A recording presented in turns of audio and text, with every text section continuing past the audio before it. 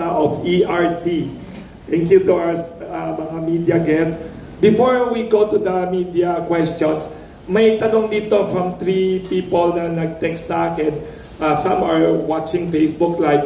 How do you feel daw na many business organizations like Philippine Chamber of Commerce and others expressing support for you in this suspension case against you?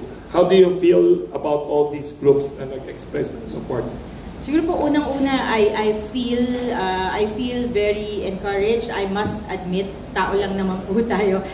It really lifted my spirits when I saw the statements of support from various groups, and I must say some of them I've only met once.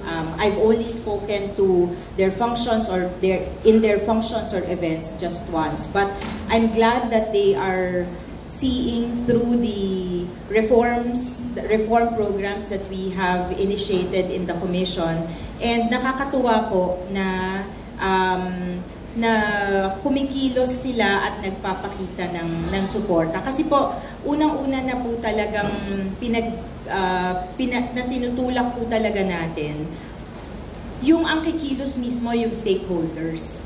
Kasi po yung mga officials come and go. Ang term po ng isang commissioner sa ERC, 7 years. So, ibig sabihin po ba, after 7 years, for example, or mapaikli kung may mga ganitong sitwasyon, bibitawan yung mga reform programs? Dapat po hindi.